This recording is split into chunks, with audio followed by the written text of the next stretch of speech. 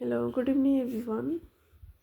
आज का हमारा न्यूज़ है कि भारत बंद क्यों होता है, इसके क्या कारण है। कि भारत बंद जो होता है कई कारण की वजह से हो सकता है, जैसे कृषि को लेके हो गया, बेरोजगारी को लेके हो गया। कई कारण की वजह से भारत बंद होते हैं। मतलब जब किसी को अपनी समस्या दिखती है और उसको सरकार पूरा नहीं करती है तो मोर्चा करने लग जाते हैं लोग सब। वो धारणा पे बैठ जाते हैं और उसको नहीं करने पे, मतलब पूरा नहीं करने पे भारत बंद कर दिया जाता है कई कारण की वजह से। तो इसे मतलब ये बंद होने का कई असर असर जो होता है राज्य को देखने को भी मिलता है। और इसमें बैंकिंग का, परिवहन का और दैनिक जीवन पर भी काफ़ी ज़्यादा प्रभाव पड़ता है। कि बैंकिंग में हो गया, कोई इमरजेंसी हो गई, पैसे वैसे निकालने कहीं भेजने हैं तो इसमें भी दिक्कत आ जाती है। फिर इसी का हो जाता है, परिवहन का हो जाता है, गाड़ी का। इसमें कोई डिलीवरी का मतलब पेशेंट जो रहता है उसमें मतलब गाड़ी की भी बहुत ज़रूरी पड़ जाता है, कहीं किसी को आना है होना है। इसमें भी दिक्कतें आ जाती हैं मतलब भारत बंद करने में। और ट्रेड यूनियन और किसान संगठनों ने अपनी मांगों को लेकर विरोध प्रदर्शन भी किया है।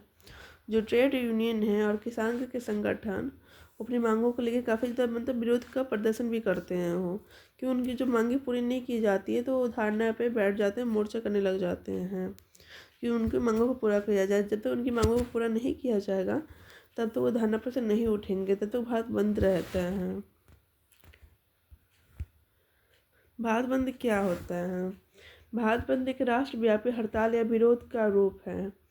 भारत बंद जो है एक राष्ट्रव्यापी, राष्ट्र का मतलब हड़ताल का और विरोध का एक रूप है, जहाँ मतलब विरोध करता है लोग सब, तो उस टाइम भारत को बंद कर दिया जाता है। इसे आमतौर पर श्रमिक संगठन या किसान समूह या राजनीतिक दल भी बुलाते हैं। मतलब जो हड़ताल किया जाता है उसमें श्रमिक होते हैं, किसान वगैरह, और किसान के समूह और राजनीतिक कुछ मतलब दल लोग होते हैं, वो लोग बुलाते हैं इसे। इसका उद्देश्य सरकार के ध्यान प्रमुख मुद्दों की ओर आकर्षित करना होता है। भारत बंद करने का उद्देश्य जो होता है सरकार को मतलब अपनी बातों को मनवाने के लिए, उनको जो ध्यान है खुद की ओर आकर्षित करने के लिए भारत बंद किया जाता है। शांतिपूर्ण प्रदर्शन से लेकर रैली और धरना प्रदर्शन आयोजित किए जाते हैं। शांतिपूर्ण मतलब शांतिपूर्ण तरीके से प्रदर्शन को लेके कि उनकी बात को जल्दी मान लिया जाए। वो मानेंगे नहीं तो फिर प्रदर्शन करने पर जाएंगे। उसको रैली और धरना प्रदर्शन को इसलिए आयोजित किए जाते हैं। भारत बंद के प्रमुख कारण क्या है? इसमें प्रमुख कारण आ जाएगा श्रम कानूनों में संशोधन के विरोध। जो मतलब जो मेहनत करते हैं किसान सब, उसमें उसका भी विरोध करते हैं। और कानून का भी मतलब कि उनकी जो कानून की बात नहीं मानी जाती, उनकी बात नहीं मानी जाती है तो उनका भी वो विरोध करते हैं। कृषि से जुड़ी नीतियों पर असहमति भी जताते हैं किसान लोग। जो मतलब उनको जो सरकार की तरफ से जो बातें आती हैं और उस पर उनका मतलब राजामंदी नहीं है तो उस बात पे वो भी असहमति जताते हैं। महंगाई और बेरोजगारी की समस्या भी होती है। भारत बंद करने के ये भी मतलब काफ़ी प्रमुख कारण है, महंगाई और बेरोजगारी। कि जब महंगाई अपनी चरम सीमा पार कर जाती है, हद से ज़्यादा महंगाई बढ़ जाती है, मतलब कुछ खरीदने लायक भी नहीं रहती है, तो इसके लिए भी लोग मतलब विरोध करता है, विरोध प्रदर्शन करता है, मोर्चा करता है। और एक और है बेरोजगारी जो होती है मतलब काफ़ी ज़्यादा युवा में होते हैं। अभी के जो युवा है वो काफ़ी ज़्यादा बेरोजगार हैं और उन्हें नौकरियाँ की ज़रूरत है, इसलिए वो बेरोजगारी को भी लेके भारत मतलब मोर्चा वोर्चा करते हैं। सार्वजनिक क्षेत्र के निजीकरण के भी विरोध करते हैं। सार्वजनिक क्षेत्र के निजीकरण का भी विरोध करते हैं। सामाजिक और आर्थिक सुरक्षा की भी मांग की जाती है। सामाजिक और आर्थिक सुरक्षा की भी मांग की जाती है। बैंकिंग सेवा पे प्रभाव। बैंकिंग सेवा पे क्या प्रभाव पड़ता है? कई सरकारी और निजी बैंकों में कार्य प्रभावित होता है। इस बैंक पे प्रभाव पड़ता है कि निजी बैंक में भी काफ़ी ज़्यादा प्रभाव पड़ता है इसका। शाखाओं में कर्मचारी की उपस्थिति कम रही है। शाखा में कर्मचारी की जो प्रेजेंटेशन होती है वो काफ़ी ज़्यादा कम रहती है। चेक वियरलेंस और लेन देन में भी देरी होती है। भारत बंद करने पे काफ़ी ज़्यादा सब जो कारण है काफ़ी प्रमुख है, ये सब काफ़ी ज़्यादा कारण होती है। ग्राहकों को नकद निकासी और अन्य सेवाओं में भी कठिनाई होती है। ग्राहकों को नकद निकासी मतलब कैश के रूप में लेना और उनको अन्य सेवा में भी काफ़ी ज़्यादा परेशानी होती है। डिजिटल बैंकिंग सेवाएं अपेक्षाकृत सुचारू नहीं है। डिजिटल का मतलब बैंकिंग सेवा सुचारू रूप से नहीं होती है। परिवहन व्यवस्था पे असर पड़ता है। बस सेवाएं कई समय पर बंद या सीमित रहती है। मतलब भारत बंद हो जाने पे कोई भी चीज़ को मतलब हर एक चीज़ को बंद कर दिया जाता है। जैसे परिवहन हो गया, बैंक हो गया, हर एक चीज़ को। और ट्रक यूनियनों के समर्थन से माल परिवहन प्रभावित होता है।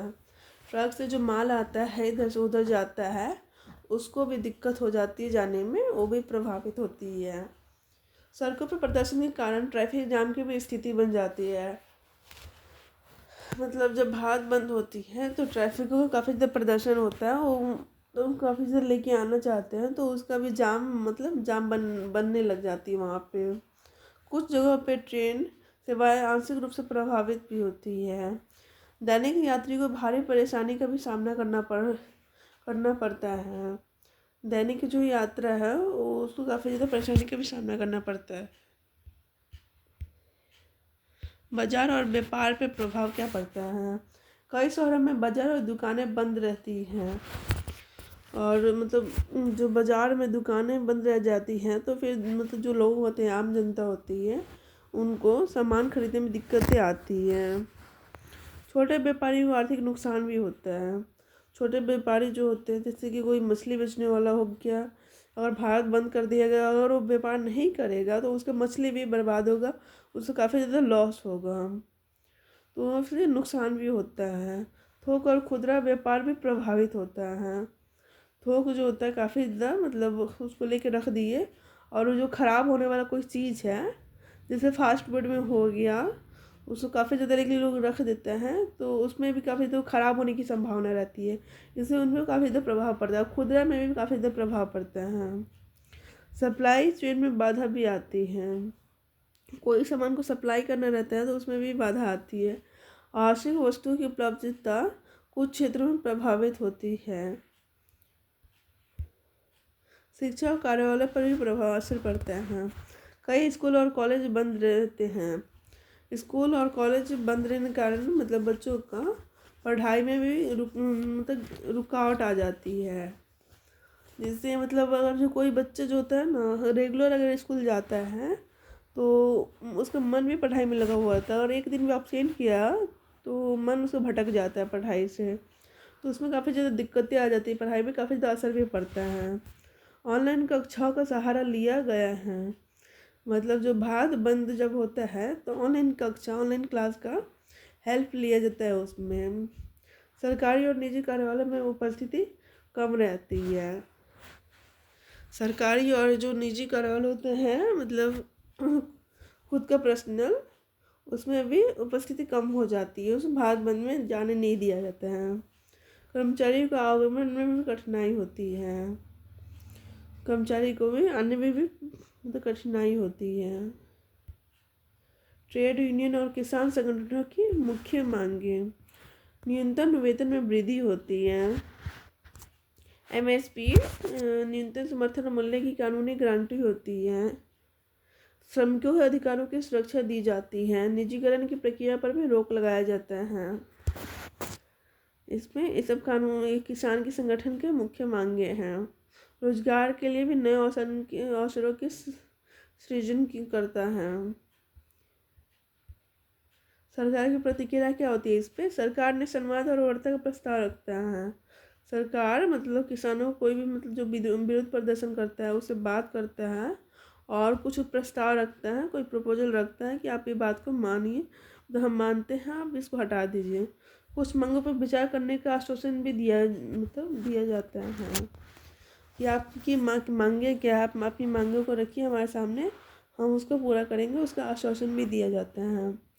कानून व्यवस्था बनाए रखने के लिए प्रशासन को निर्देश भी दिए जाते हैं। मतलब प्रशासन को, पुलिस अधिकारी सबको मतलब कानून की व्यवस्था बनाने के लिए कि बात ज़्यादा फैल ना जाए, मोर्चा ज़्यादा हाथ से निकल ना जाए, उसको प्रशासन को ना मतलब कंट्रोल करने के निर्देश दिए जाते हैं। शांति और संयम बनाए रखने की अपील भी की जाती है। मतलब जो विरोध प्रदर्शन करते हैं उनसे शांति और संयम बनाने की अपील भी की जाती है कि हम आपकी मांगों को पूरा करेंगे, आप ज़्यादा मतलब परेशान ना हो। आम जनता की प्रतिक्रिया, कुछ लोगों ने मांगों का समर्थन भी किया है। कुछ लोगों ने मांगों का समर्थन भी किया है कि अगर कुछ मांग है और वो मांगे बहुत ज़रूरी है तो उनका समर्थन करना तो बनता है। कई लोगों को असुविधा का सामना करना पड़ता है। कई जो लोग होते हैं उनको असुविधा का भी सामना करना पड़ जाता है। सोशल मीडिया पे मिश्रित प्रतिक्रिया देखने को भी मिलती है।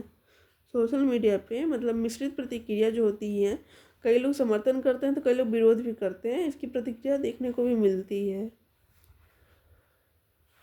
व्यापारी वर्ग ने आर्थिक नुकसान पर भी चिंता जताई है। व्यापारी की जो वर्ग है उनको अपनी जो आर्थिक होती है नुकसान, उस पर भी चिंता काफ़ी ज़्यादा जताते हैं वो।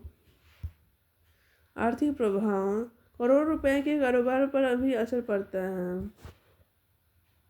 इसमें आर्थिक प्रभाव काफ़ी ज़्यादा पड़ता है। मतलब आर्थिक प्रभाव जैसे हो गया मनी को लेके, पैसा को लेके, परिवहन और लॉजिस्टिक्स के क्षेत्र को नुकसान होता है। उत्पादकता में भी कमी आती है।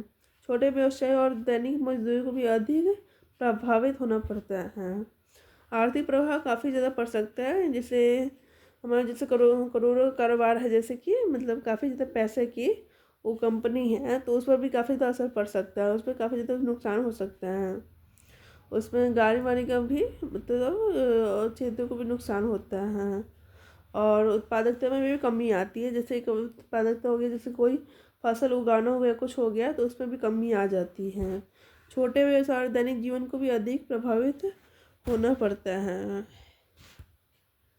सकारात्मक और नकारात्मक पक्ष क्या क्या है, दोनों का पक्ष देखते हैं।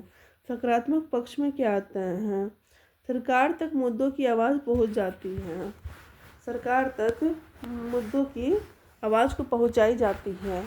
लोकतांत्रिक तरीके से विरोध दर्ज किया जाता है। नकारात्मक पक्ष में क्या आएगा, आम जनता की असुविधा होती है, उनको काफ़ी ज़्यादा आर्थिक नुकसान भी होता है, पैसे का नुकसान भी होती है काफ़ी ज़्यादा। आयात और सेवा में भी बाधा होती है। जो गरीब होते हैं, जो मोर्चा करते हैं, विरोध प्रदर्शन करते हैं, उनको पैसे की भी काफ़ी ज़्यादा दिक्कत होती है और आने जाने में भी दिक्कत होती है। इनका निष्कर्ष क्या है, भारत बंद का देश भर में व्यापक असर देखने को भी मिलता है। जब भारत बंद होता है तो इसका असर पूरे देश भर में देखने को मिलता है। बैंकिंग, परिवहन और जनजीवन भी प्रभावित होती है। सरकार और संगठनों के बीच संवाद आवश्यक होता है। लोकतंत्र में शांतिपूर्ण विरोध और समाधान दोनों महत्वपूर्ण होती है। लोकतंत्र जब हमारा चल रहा है तो राजतंत्र में क्या होता है कि राजा का अपना बात चलता है, वो जो मन में वो कर सकता है, लेकिन लोकतंत्र में जनता की बात चलती है। जनता जो चाहेगी वही होगा और जो खुद को आईएएस वगैरह कहते हैं वो मतलब जनता की गुलाम होते हैं, उसका उसी का नौकर होते हैं, उसके काम करने के लिए आते हैं, लेकिन खुद को कहते हैं कि वो हम राजा हैं, लेकिन ऐसा कुछ नहीं होता है। Thank you.